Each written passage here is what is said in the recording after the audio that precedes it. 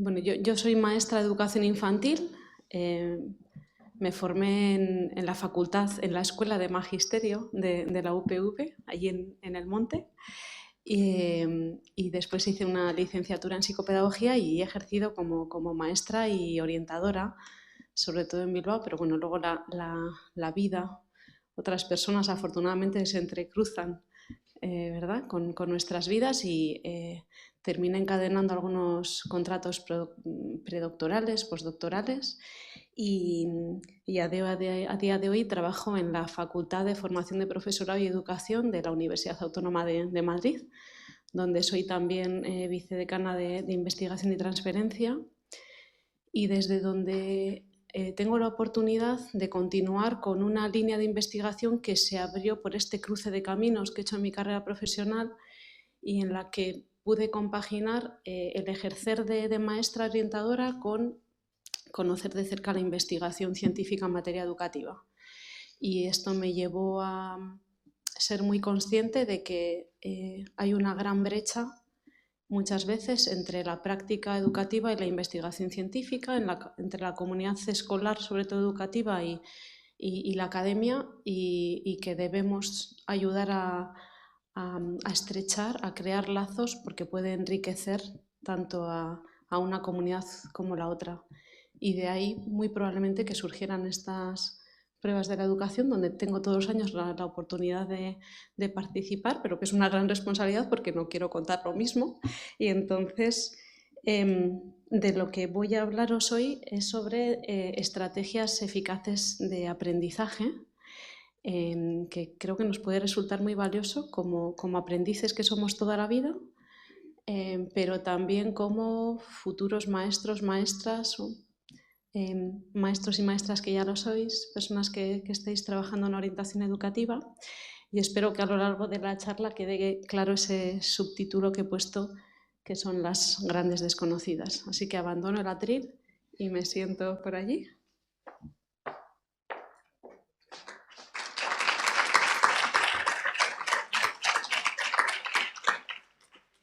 Bueno, pues allá vamos. Dejadme comprobar que... Así.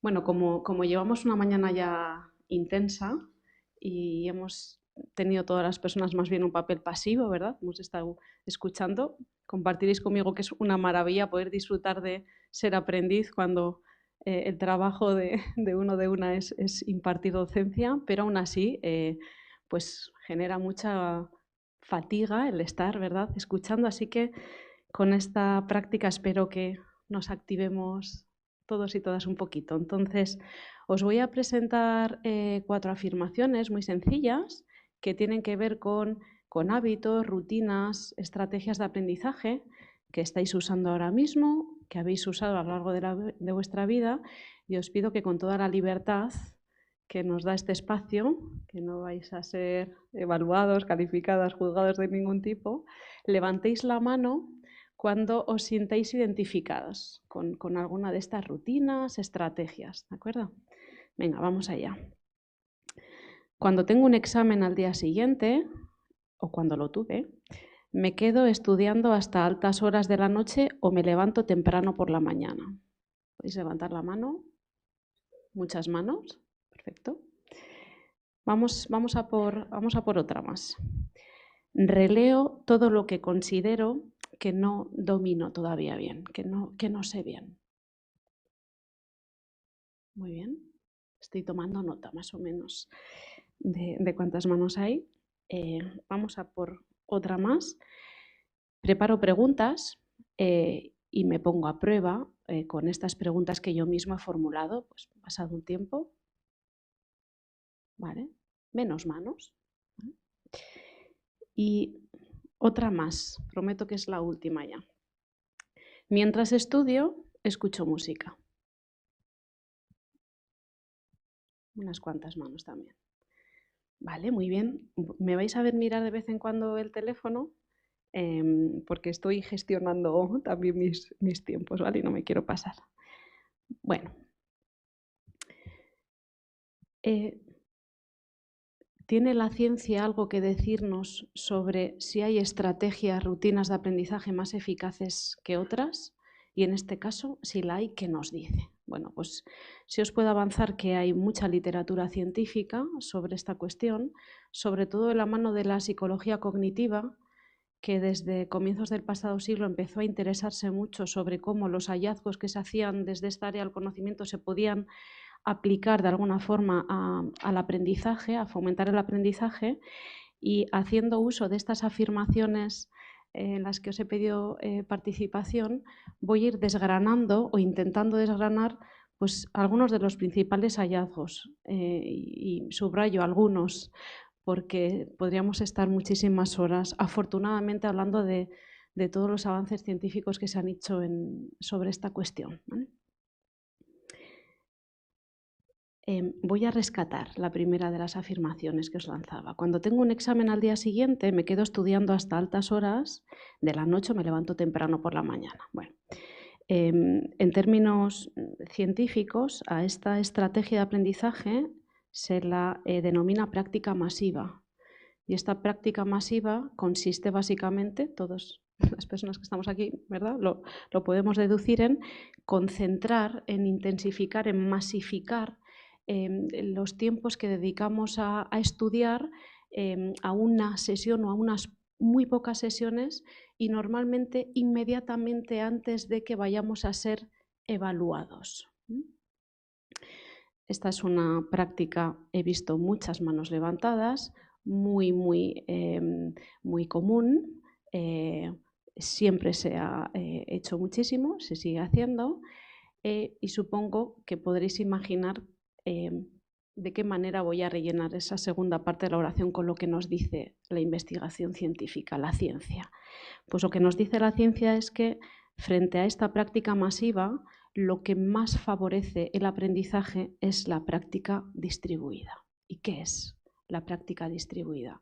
Pues la práctica distribuida consiste en espaciar en diferentes sesiones el tiempo que dedicamos a aprender algo y a poder ser que esas sesiones no tengan lugar inmediatamente antes de que vayamos a ser evaluados, de que nos vayamos a exponer a un examen, para entendernos todas las personas que estamos aquí. Os traigo aquí una infografía como excusa para acercaros un blog de investigadores, sobre todo postdoctorales de Reino Unido, se llama The Learning Scientist. Son investigadores e investigadoras que llevan este blog en el que acercan a través de webinars, posts, entrevistas y también infografías los principales hallazgos de la investigación educativa.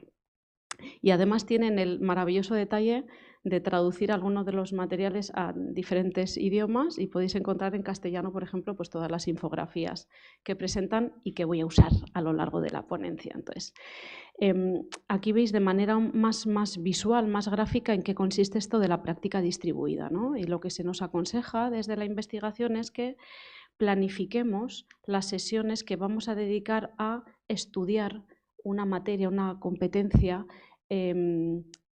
que planifiquemos cuántas sesiones vamos a dedicar, cómo las vamos a distribuir, a poder ser que entre el tiempo en el que hemos expuesto a un nuevo aprendizaje y el tiempo que dedicamos a revisarlo, dejemos una pausa, un tiempo, en torno a mínimo unas 24 horas, pero esto no son ciencias exactas. Y es más que cuando revisemos aquello que ya supuestamente hemos aprendido, que no solo revisemos lo que vimos en la clase del día anterior, sino también lo que hemos visto en las clases previas, una semana antes, un mes antes. ¿Y por qué? Porque la práctica distribuida es más eficaz que la práctica masiva a la hora de aprender. Bueno, pues permitidme que introduzca este término, dificultades deseables de aprendizaje. Fue acuñado ya hace muchos años por un matrimonio americano, Bjork y Bjork, y lo que descubrieron esta pareja es que cuanto más accesible es aquello que queremos aprender, la fuerza de almacenamiento que generamos con cada sesión de aprendizaje es muy débil. Y cuanto menos accesible sea aquello que queremos aprender, la fuerza de almacenamiento que generamos en cada sesión de aprendizaje es mucho más grande. ¿Por qué se llaman dificultades deseables de aprendizaje? porque lógicamente es mucho más complejo revisar algo que vimos hace una semana que revisar algo que hemos visto hace un minuto. Y por eso es una dificultad, es un obstáculo que nos imponemos. Pero se acompaña esa dificultad de deseable porque se ha demostrado que ese pequeño obstáculo, esa pequeña piedra en el camino que nos ponemos al espaciar, al distanciar la sesión de repaso con la de aprendizaje, es que mejora el aprendizaje. ¿Y qué es esto de mejorar el aprendizaje? Que logra que los aprendizajes que hacemos sean más duraderos y transferibles en el tiempo, que no se desvanezcan, que no se nos olvide aquello que hemos aprendido dentro de una semana, dentro de un mes, o que aquello que hemos aprendido nos sirva para aplicarlo en la vida cotidiana, problemas nuevos, etc. Vamos con la siguiente afirmación. Releo todo lo que considero que no conozco bien. A esta estrategia de aprendizaje se la conoce, no tiene ningún misterio, como relectura. Y consiste en leer, ¿verdad?, varias veces aquello que estamos tratando de estudiar, de aprender, ¿no? Una estrategia muy similar a la relectura es el subrayar, ¿no? Mientras estoy leyendo, voy subrayando. Esta es una estrategia muy común, muy extendida entre aprendices, y es una estrategia que junto con el subrayado se suele recomendar mucho en aquellos casos en los que se enseñan estrategias eficaces de aprendizaje en centros educativos, academias y demás. ¿Qué nos dice la literatura científica? Pues que frente a la relectura es mucho más eficaz la elaboración. ¿Vale? ¿Y qué es esto de la elaboración? Pues elaborar consiste en crear conexiones entre lo que ya sabíamos y lo que estamos aprendiendo. Consiste en generar relaciones de significado. Os muestro aquí otra infografía de Learning Scientist que nos invita de manera, de nuevo, muy gráfica a emplear algunas estrategias que favorecen esta elaboración, ¿no? Esta creación de relaciones de significado, de conectar lo que ya sabíamos con lo que sabemos. Como por ejemplo que cuando estamos expuestos, ¿no?, a una clase, a una situación de aprendizaje, que nos estemos preguntando, lanzando preguntas como ¿por qué?, ¿cómo?, y que incluso compartamos después esas preguntas con la persona que tenemos más cerca, ¿no? Que cuando estamos expuestos a un nuevo aprendizaje, tratemos de continuo de crear, buscar qué similitudes, qué semejanzas, pero que también qué diferencias tiene con lo que nosotros sabíamos antes de exponernos a esa nueva sesión de aprendizaje. O que tratemos de hilar las ideas que ya teníamos con las nuevas ideas y a su vez que hagamos el esfuerzo de tratar de traducir ese nuevo aprendizaje que estoy haciendo, ese nuevo conocimiento que estoy adquiriendo, en qué se traduce esto en la vida, en los problemas reales, en mi día a día. Son todas estrategias que fomentan esta elaboración, este dar significado frente a la relectura o el subrayado, que no tiene por qué significar que activamente estemos creando significados, estemos tratando de comprender el material de aprendizaje que tenemos delante. Podemos activar el piloto automático y releer varias veces y estar subrayando sin dedicar una actividad consciente, explícita, a entender, a crear conexiones. ¿Por qué la elaboración fomenta el aprendizaje, ¿no? Seguro que muchas veces hemos tenido la idea de que la memoria es algo así como una estantería. A mí me viene una Billy, igual porque tengo las paredes de casa llenas, una estantería Billy llena de libros, ¿no? Cada vez que aprendemos algo es como si cogiéramos ese nuevo conocimiento y de manera inconexa lo vamos almacenando en nuestra memoria. Pero, sin embargo, lo que nos dice la investigación sobre memoria es que si tuviéramos que establecer un símil o dotar de una imagen visual a a la memoria y a cómo se acumula el conocimiento en ella sería algo más así, ¿no? La memoria está llena de unidades de información íntimamente conectadas entre sí. Y cuantas más conexiones haya entre información, mejor. Estaremos adquiriendo un aprendizaje más significativo y sobre todo más duradero en el tiempo, ¿no? En concreto, estoy simplificando mucho, pero lo que sabemos desde la memoria y su papel en el aprendizaje es que, en primer lugar, para poder decir que se ha generado aprendizaje, es necesario que se detecte un cambio en la memoria a largo plazo. Y para que se produzca un cambio aquí, para que haya un cambio aquí, para que se integre un nuevo conocimiento en aquello que ya sabíamos, es muy importante que creemos conexiones ricas, profundas, entre la nueva información que llega y la que ya teníamos. Cuanto más robustos sean esos aprendizajes que tenemos almacenados en nuestra memoria a largo plazo, más fácil será adquirir nuevos aprendizajes, porque los primeros, digamos, que se convierten en un sustrato que permite adherir, añadir nuevos aprendizajes. Y por el contrario, aquellos aprendizajes que hacemos de manera superflua, sin tratar de comprender, releyendo, subrayando y no tratando de establecer conexiones, no se van a convertir en una base para nuevos aprendizajes. Y tendremos muchas veces la sensación de, sí, yo esto lo estudié, pero no me acuerdo de nada. Vamos con la tercera pregunta que os planteaba, estrategia de aprendizaje, ¿verdad? Preparo preguntas y me pongo a prueba.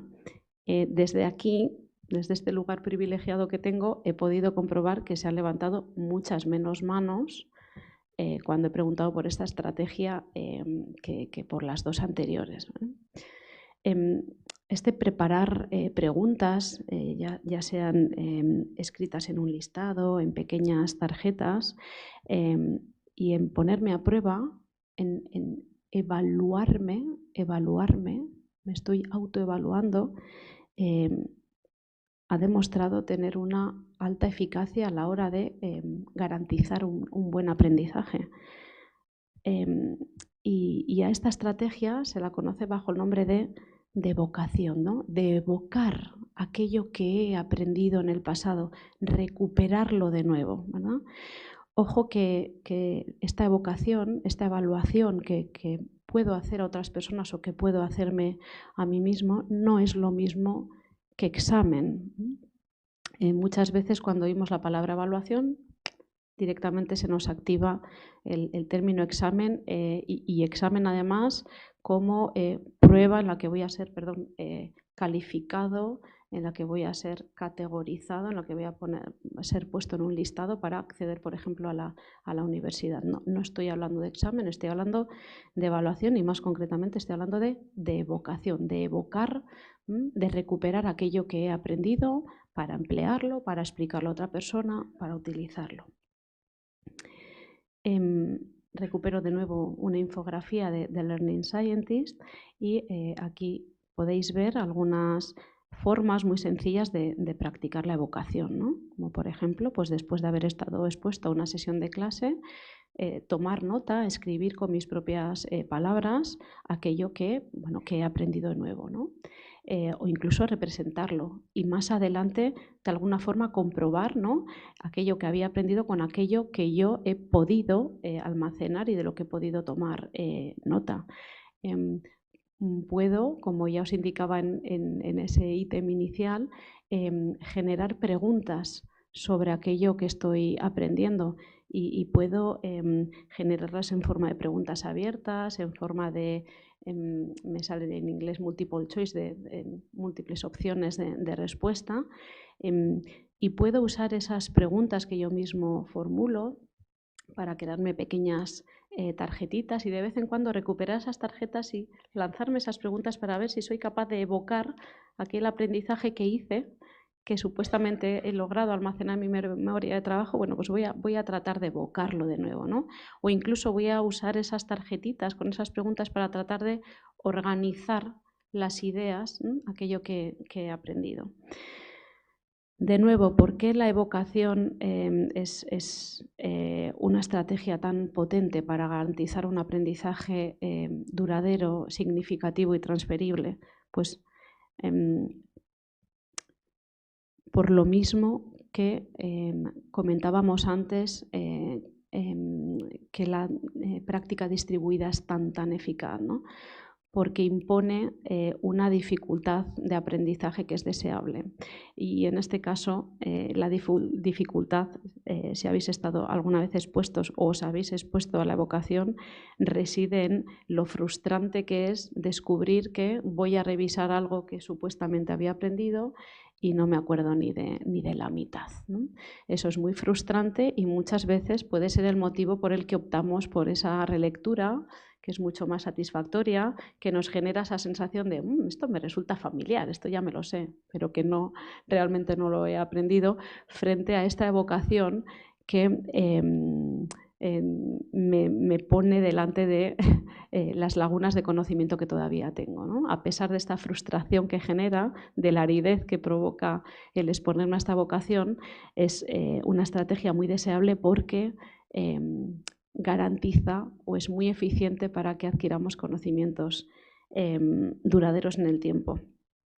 Hay muchísima investigación sobre la eficacia que tiene la evocación.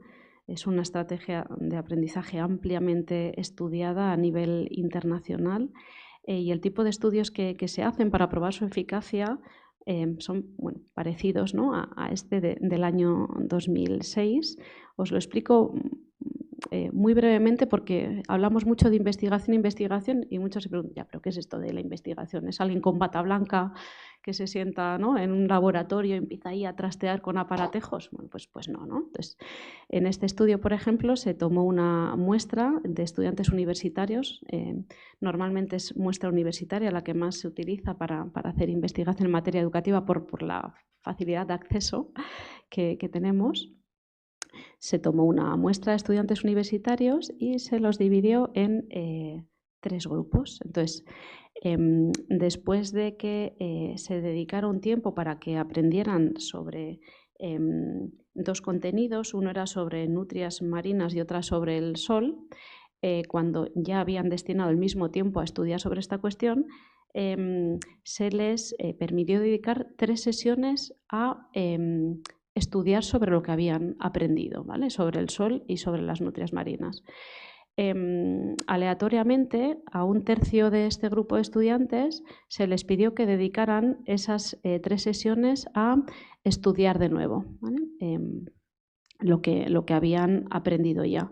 Y este grupo está representado con esta barra gris oscura. En un segundo grupo se les pidió que dedicaran 3 sesiones al estudio y una cuarta a la evocación, a autoevaluarse. Y esta segunda submuestra está representada con la gráfica gris marengo. Y hubo un último grupo, el que está representado con la barra gris perla, que dedicó las 4 sesiones a la evocación, ¿vale? Entonces, ¿qué se comprobó? Bueno, pues que cuando se medía cuánto habían aprendido estos estudiantes, si esta evaluación se hacía inmediatamente después de las sesiones de estudio, 5 minutos después, veis que los que más habían aprendido eran aquellos estudiantes que se habían dedicado a estudiar de nuevo la materia, ¿no? Puede ser releer. Pero, sin embargo, cuando se volvía una semana más tarde a evaluar cuánto habían aprendido estos estudiantes sobre el sol y sobre las nutrias marinas, lo que se comprobaba era que aquellos estudiantes que de manera aleatoria habían sido asignados al subgrupo en el que tenían que dedicar las 4 sesiones a evocar lo que habían aprendido, eran los que más recordaban y eran los que, como veis, menos aprendizaje habían perdido entre el estudio inicial y ese periodo de una semana más tarde.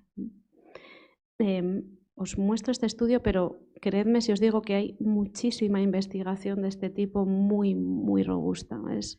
De verdad que es una de las estrategias de aprendizaje más potentes que hay. Y sin embargo, muy poquitas personas aquí habéis levantado la mano, ¿verdad? Indicando que es una estrategia que tenéis incorporada a vuestra rutina de estudio. Última afirmación, mientras estudio escucho música. Seguro que muchas personas que estéis aquí, que escuchéis música, decís, a mí me va bien escuchar música, me ayuda a concentrarme. Ya estoy poniendo cara de pero, ¿verdad?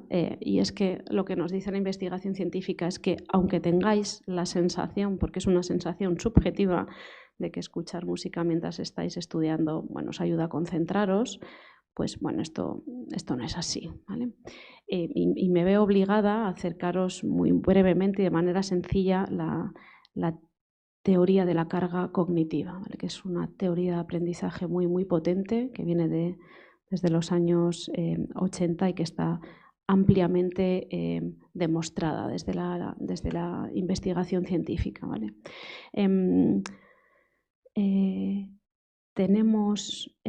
Hay varios modelos sobre la memoria. Un modelo establece una distinción entre la memoria a corto plazo, la memoria de trabajo y la memoria a largo plazo. Digamos que es en la memoria a largo plazo donde situamos la información que estamos recibiendo a través de nuestros sentidos cuando la prestamos atención, y ese es el espacio donde manipulamos esa información. Y esta manipulación que hacemos de la información es esencial para aprender,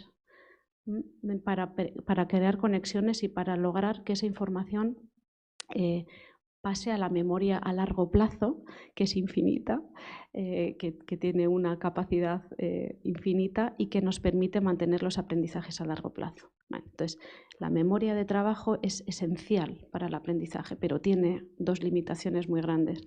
Una es que la cantidad de unidades de información que podemos manipular a la vez en esa memoria de trabajo es limitada. Y otra es que fácilmente o es muy sensible a las distracciones, porque está preparada a atender a todos los estímulos que la rodean, ¿vale? Entonces, ¿qué sucede? Que si saturamos nuestra memoria de trabajo con excesivos estímulos, la carga cognitiva es tal que la memoria de trabajo satura y tenemos que empezar el aprendizaje de nuevo, ¿vale? Esto es lo que nos dice esta teoría de la carga cognitiva. Os voy a mostrar un ejemplo, ¿vale? Os traigo aquí una figura literaria compleja, pero bonita, me encanta hasta el nombre, el retruécano, nos dan una definición.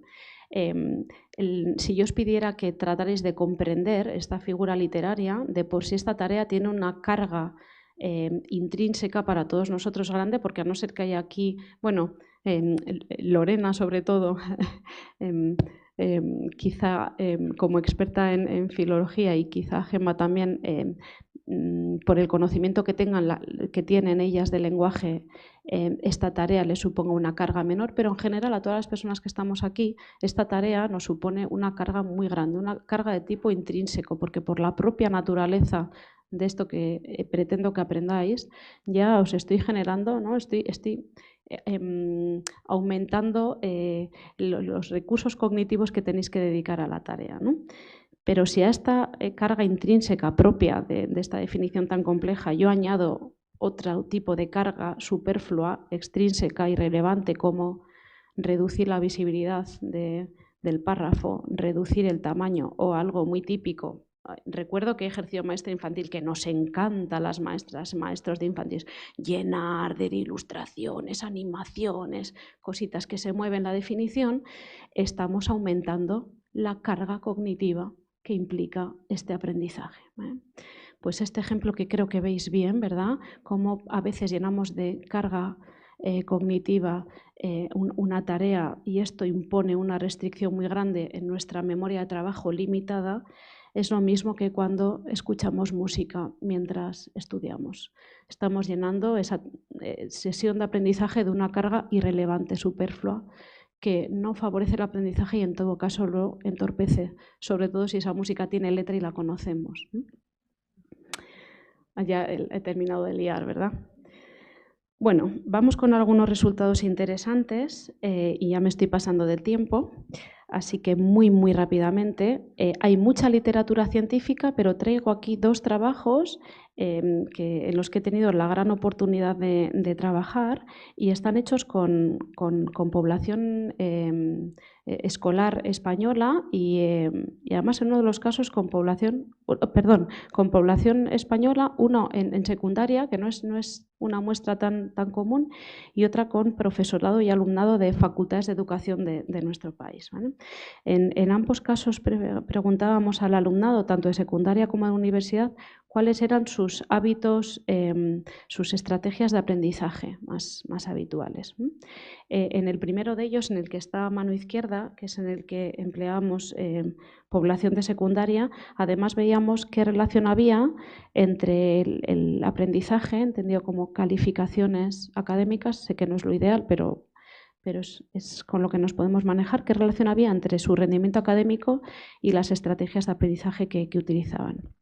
Y en el segundo, a mano derecha, con estudiantes de educación y profesorado de facultades de educación, preguntábamos primero qué estrategias de aprendizaje usaban los estudiantes y, en segundo lugar, tratábamos de conocer cuánto sabían sobre estrategias de aprendizaje eficaz, tanto los estudiantes como el profesorado de facultades de educación, a través de escenarios reales de aprendizaje en el que tenían que optar por una estrategia. ¿Qué vimos y que coincide en general con lo que dice la literatura a nivel internacional? La mayoría de los estudiantes, tanto de secundaria como universitarios, no estudia de la manera que estudia porque alguien les haya enseñado a hacerlo así, ¿vale? Más bien son autodidactas. Luego volveré sobre esto.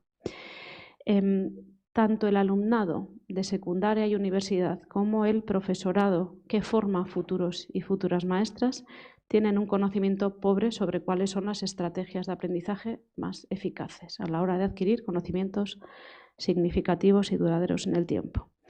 Algunas de las estrategias más empleadas, sobre todo entre alumnado de secundaria, son subrayado y relectura. Hemos hablado de ellas, hemos visto que no son las más eficaces y llama la atención que la evocación o la práctica espaciada, que tienen mucho respaldo científico por detrás, no son apenas empleados ni por alumnado universitario ni de secundaria.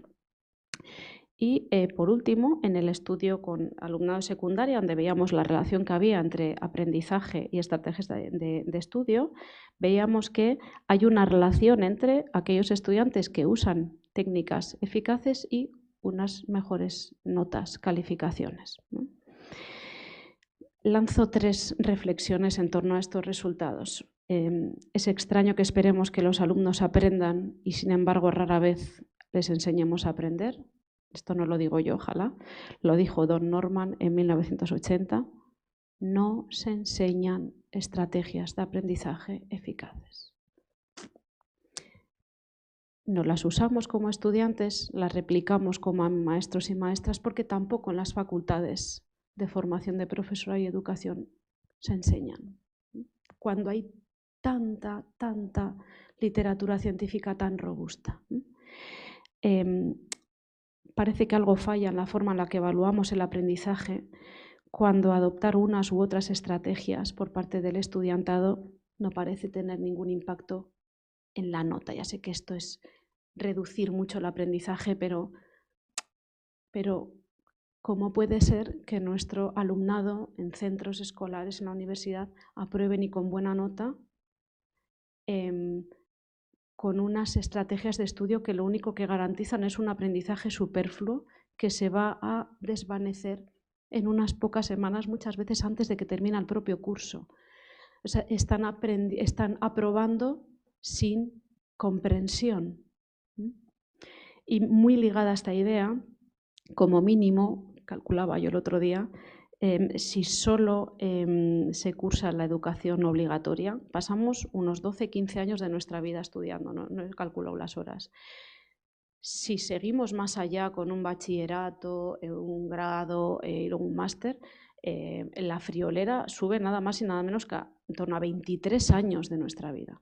Ya que vamos a pasar tanto tiempo como aprendices, y ya no sigo con que somos aprendices toda la vida y más las personas que trabajamos en educación, no debiéramos serlo, ¿no sería interesante que solo los dedicáramos, y miro sobre todo a las estudiantes, ¿no? que estáis ahora mismo aquí, ¿no sería más interesante dedicarlos no solo a probar, sino ya de paso a aprender? A mí ha habido muchas personas, sobre todo padres, madres, ¿no? del entorno de mis peques, que me dicen, si yo ahora volviera a repetir la carrera, lo haría de otra forma, para salir de la carrera habiendo aprendido algo. Estudié de una manera que me permitió aprobar, pero no recuerdo nada. Bueno, pues aquí lo dejo. Mila esker.